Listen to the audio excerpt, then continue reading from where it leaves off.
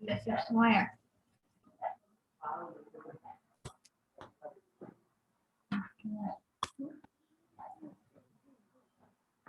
Halo teman-teman, dalam video kali ini kita akan membahas human security. Kami dari kelompok 2, ada Yusuf dan Nara, Safirul Royhan, Veronica Marsaulina, dan saya Iza Jumala. Nah, video kali ini kita akan membahas human security dan fokus pada food security. Seperti yang kita tahu, dalam membahas human security atau keamanan insani atau keamanan manusia, kita pasti akan selalu membahas dua komponen utama dari human security, yaitu freedom from fear dan freedom from want. Nah, sebenarnya daftar ancaman terhadap keamanan manusia itu cukup panjang, tetapi UNDP membaginya ke dalam 7 kategori utama, yaitu ada economic security, food security, health security, environmental security, personal security, community security, dan political security. Nah, hari ini kita akan fokus membahas food security. Apa itu food security? Food security exists when all people at all times have physical and economic access to sufficient, safe, and nutritious food that meets their dietary needs and food preference for an active and healthy life. Jadi, ketahanan pangan ini berarti bahwa semua orang pada setiap saat itu harus memiliki akses baik fisik maupun ekonomi terhadap makanan pangan pokok. Yang ini mensyaratkan bahwa seluruh orang ini memiliki akses yang sama ke setiap makanan yang mereka butuhkan, bahwa mereka memiliki hak atas makanan tersebut, baik dengan menanamnya untuk diri mereka sendiri, dengan membelinya, ataupun dengan mengambil keuntungan dari sistem distribusi pangan publik.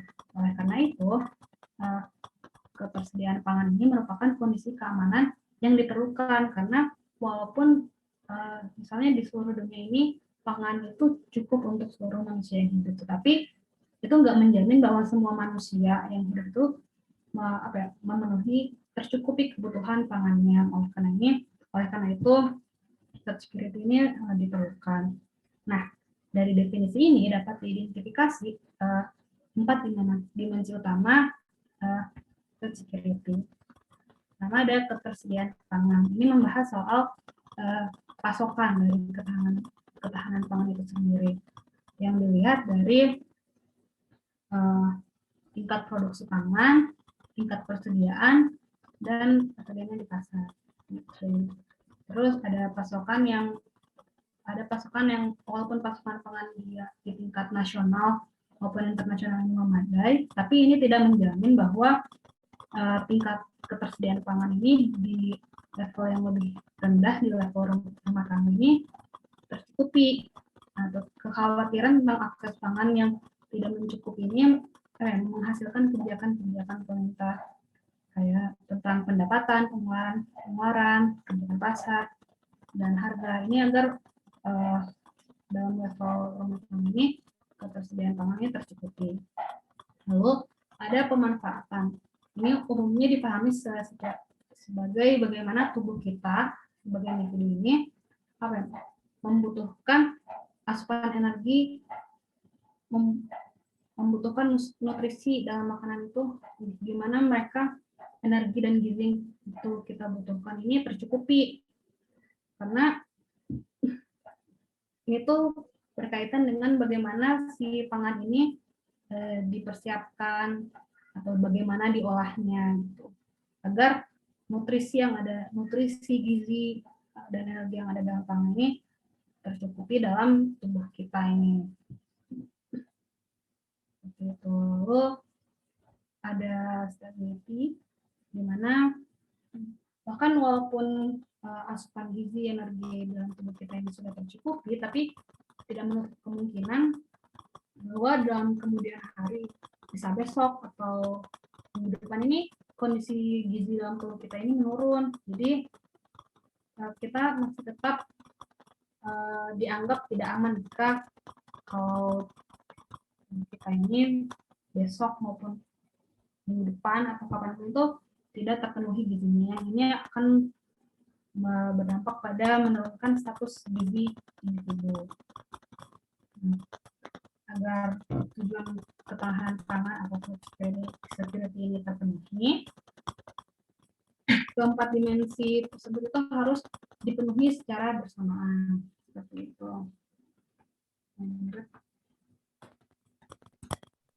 Baik, selanjutnya saya akan menjelaskan mengenai food insecurity. Jadi, jika kebutuhan pangan atau akses kepada makanan itu tidak tercukupi, maka akan terjadi yang namanya fenomena food insecurity. Nah, ada dua tipe macam food insecurity, yaitu chronic food insecurity dan transitory food insecurity.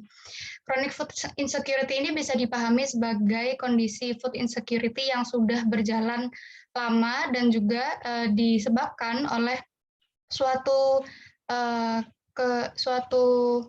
suatu krisis yang memang menyebabkan manusia ini tidak bisa untuk memenuhi kebutuhan pangan mereka. Nah, dari chronic food security ini bisa berawal dari adanya extended periods of poverty, jadi kemiskinan yang sudah berjalan lama, kemudian juga kurangnya akses untuk bisa memenuhi kebutuhan pangan mereka. Nah, ini bisa diatasi dengan adanya typical long-term development yang bisa digunakan untuk mengatasi kemiskinan itu sendiri, jadi mengatasi permasalahan dari mengatasi food insecurity dan permasalahan kemiskinan yang memang menyebabkan adanya chronic food insecurity itu sendiri. Nah, kemudian ada transitory food insecurity. Transitory ini lebih kepada kondisi food insecurity yang jangka pendek, kemudian juga temporary. Jadi ini biasanya terjadi ketika terjadi suatu krisis ekonomi atau krisis pangan yang tiba-tiba terjadi. Jadi yang sebetulnya itu mereka food security-nya baik, kemudian terjadi suatu krisis, akhirnya menurun secara tiba-tiba. Nah, ini bisa terjadi dari adanya seperti contohnya fluctuation in food availability atau food access, kemudian year-on-year variation in domestic production. Jadi misalnya kan produksi pangan setiap tahun itu berbeda-beda. Jadi kadang ada yang pas subur, kemudian stok makanannya bisa menjadi banyak, kadang juga bisa menurun. Ini bisa diatasi dengan adanya unpredictable and emergent suddenly. Jadi bantuan yang penanganannya itu dilakukan tiba-tiba secara spontan ketika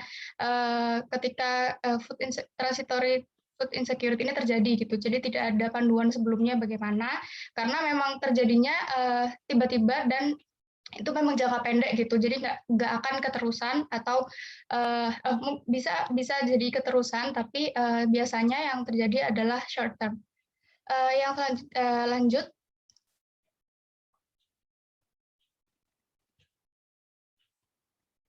Nah, jadi di antara chronic food insecurity dan transitory food insecurity ini ada yang dinamakan seasonal food insecurity. Jadi dia itu berada di antara chronic dan transitory karena dia ini adalah food insecurity yang short term, dia jangka pendek, tapi biasanya juga predictable gitu. Short term ini biasanya karakteristik dari transitory, sedangkan predictable ini menjadi sifat dari chronic food insecurity gitu. Nah, ini biasanya muncul dari seasonal fluctuation in the climate. Jadi biasanya musiman gitu terjadinya, tapi karena musiman jadi sudah bisa diprediksi, oh mungkin tahun depan atau 5 tahun lagi akan terjadi seasonal food insecurity. Nah, karena bisa diprediksi, maka cara penanganannya itu juga bisa dilakukan sama seperti cara penanganan yang seasonal food insecurity sebelumnya gitu, karena sudah bisa diprediksi dan akan bisa terjadi lagi dan kemungkinan akan berulang karena dia adalah cyclical pattern gitu yang akan terjadi berulang kali. Lanjut.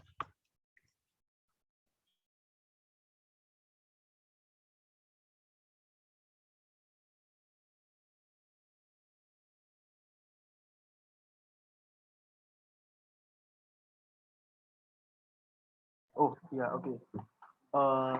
Selanjutnya untuk dampaknya, jadi dampak dari dampak dari munculnya food security ini, yang pertama adalah dimunculkannya kemudian kesadaran masyarakat, utamanya di internasional, tentang food security, di mana sebelumnya food security itu bukan masuk kajian yang kontemporer gitu ya, bukan masuk kajian yang bukan masuk kajian yang dianggap di hubungan internasional gitu. Tapi kemudian setelah setelah dimunculkannya tahun 19 dimunculkannya apa namanya? Dimunculkannya isu food security ini pada tahun 1994, pada akhirnya masyarakat internasional apa namanya memiliki kesadaran baru akan pentingnya food security gitu. Nah kemudian juga dampak lainnya adalah munculnya social actions dan campaigns, kampanye-kampanye dan aksi sosial di mana ada banyak komunitas baik negara maupun non negara yang kemudian memfasilitasi bagaimana caranya kemudian kita bisa menciptakan ketahanan pangan gitu. Bentuknya macam-macam, mulai dari penggalangan dana, kemudian apa namanya pembentukan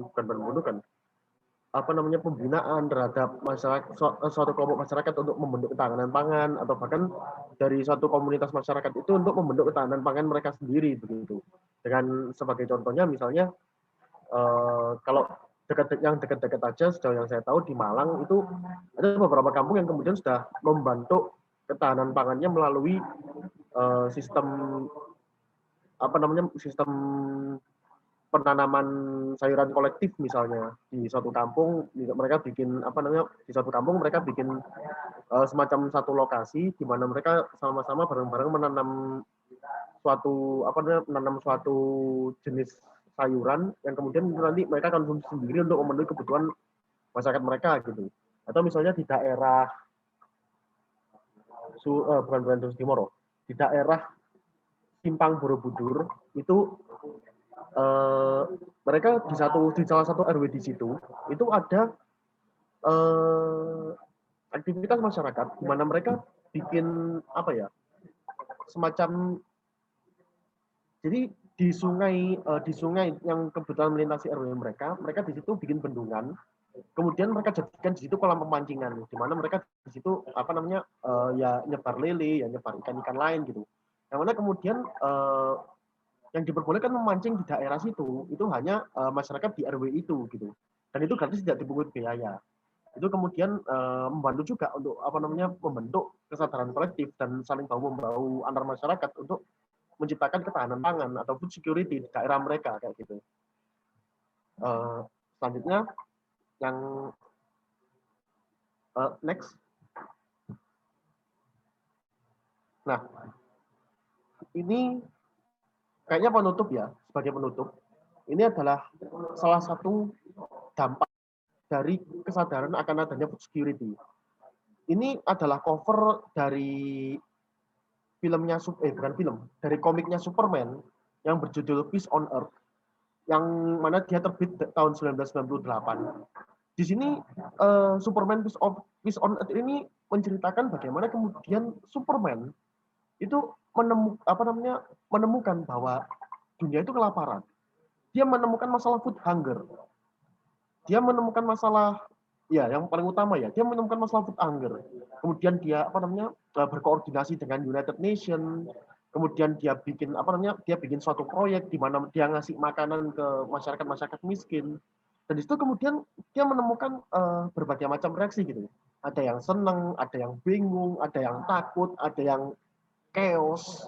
Bahkan sampai pada klimaksnya dia masuk ke wilayah salah satu negara yang kemudian negara itu malah melarang Superman untuk ngasih makanan ke masyarakatnya. Pada akhirnya singkat cerita proyek itu gagal. Nanti bisa dibaca sendiri kenapa itu gagal, sangat menarik. Yang kemudian akhirnya Superman itu menyadari bahwa food security, masalah food hunger, masalah kelaparan dunia itu tidak bisa diselesaikan hanya dengan satu orang. Pada akhirnya Superman sebagai identitas rahasianya dia sebagai Clark Kent itu membangun suatu yayasan, dia membangun suatu menumbuhkan kesadaran masyarakat, di mana kemudian akhirnya dia menjadi petani, kemudian mengajari orang untuk bercocok tanam seperti itu. Itu yang kemudian bisa dibilang ini salah satu komik yang sangat bagus, di mana dia benar-benar memotret gimana sih masalah food security-nya dunia. Kadang masalah food security itu bukan karena emang nggak ada makanan. Bisa jadi karena distribusinya kurang merata, masalah di pemerintahan, kemudian makanan itu kemudian dijadikan alat politik, macam-macam. Jadi bilang sangat menarik gitu. Kemudian apa namanya dampak kesadaran akan food security ini pada masyarakat internasional Kak gitu. Sekian sih dari saya. Bisa dilanjutkan ke teman-teman. Baik, masuk ke bagian terakhir dari presentasi kelompok kami. Mohon maaf sebelumnya tidak bisa menyalakan kamera karena ada kendala jaringan. Jadi yang terakhir ini adalah mengenai kebijakan yang disarankan oleh Food and Agriculture Organization. Next. Nah, oleh FAO mereka membuat adanya pendekatan twin track dalam prioritas kebijakan ketahanan pangan. Dan twin track approach ini untuk memerangi kelaparan dengan cara menggabungkan pertanian berkelanjutan dan pembangunan pedesaan dengan program yang ditargetkan untuk meningkatkan akses langsung ke bahan pangan terutama bagi yang membutuhkan. Nah, di slide ini adalah track pertama. Track pertama ini membahas langkah-langkah pemulihan untuk membangun sistem pangan yang tangguh. Nah, dalam track pertama ini faktor-faktor utama yang menjadi dominasi yaitu adalah struktur ekonomi secara keseluruhan serta komponen-komponen lainnya seperti produksi pertanian, teknologi, diversifikasi pengolahan pangan, pasar, dan konsumsi. Nah, seperti yang bisa kita lihat dalam slide ini di track pertama, indikatornya seperti unchanging food supply, the most vulnerable, ya seperti langkah-langkah yang dilakukan untuk pemulihan dan pembangunan sistem pangan. Bisa dibaca sendiri ya teman-teman untuk track keduanya, next. Nah, track keduanya ini lebih ke bagaimana kebijakan itu berpengaruh kepada memprioritaskan kelompok-kelompok yang rentan terhadap permasalahan ketahanan pangan. Nah, analisis kerentanan ini menawarkan cara pandang bagaimana untuk memahami dinamika ketahanan pangan dan menyerukan perhatian secara eksplisit terhadap pengelolaannya. Nah, seperti ketersediaan pangan itu sendiri, ketersediaan benih, restocking livestock capital, enabling market revival, dan sebagainya. Nah, dua jalur tersebut dimaksudkan untuk saling memperkuat interaksi antara strategi dan juga cara yang dilakukan supaya keduanya dapat mewujudkan ketahanan pangan itu sendiri. Next. Nah, untuk strategi untuk mewujudkan twin track approach itu sendiri, yang pertama ada fokus on food security. Jadi harus dipastikan bahwa kebijakan yang dilakukan itu harus bertujuan untuk fokus kepada food security itu sendiri, untuk pengentasan kemiskinan, dan harus berdampak pada tingkat nasional, subnasional, rumah tangga, individu, dan memiliki penekanan khusus untuk pengurangan kelaparan dan kemiskinan. Yang kedua ada fostering broad-based sustainable agricultural and rural growth, di mana kebijakan harus mempromosikan pembangunan pertanian berkelanjutan dan pendekatannya harus ramah lingkungan dan sosial sebagai landasan untuk pertumbuhan ekonomi. Yang ketiga ada addressing an entire rural space, untuk melihat bagaimana sih pertanian itu harus menjadi sebuah peluang pendapatan di luar dari tujuan untuk pangan itu sendiri. Lalu ada addressing the root causes of food insecurity, mempromosikan tidak hanya pertumbuhan produktivitas tapi juga akses dari sumber daya, kepemilikan lahan, dan tenaga kerja yang handal. Lalu ada addressing the urban dimension of food insecurity, untuk kebijakan harus memiliki faktor unik untuk peningkatan mengurangi kemiskinan di tingkat perkotaan dengan cara memanfaatkan pengembangan pasar, pengelolaan sumber daya alam, dan akses layanan dasar. Lalu ada addressing cross-cutting issues, ada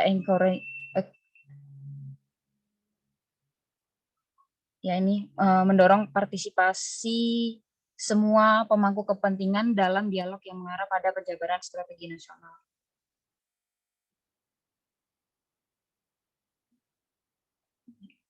Demikian presentasi dari kelompok kami, ketahanan pangan. Terima kasih atas perhatiannya teman-teman. Kalau ada yang mau bertanya dipersilakan.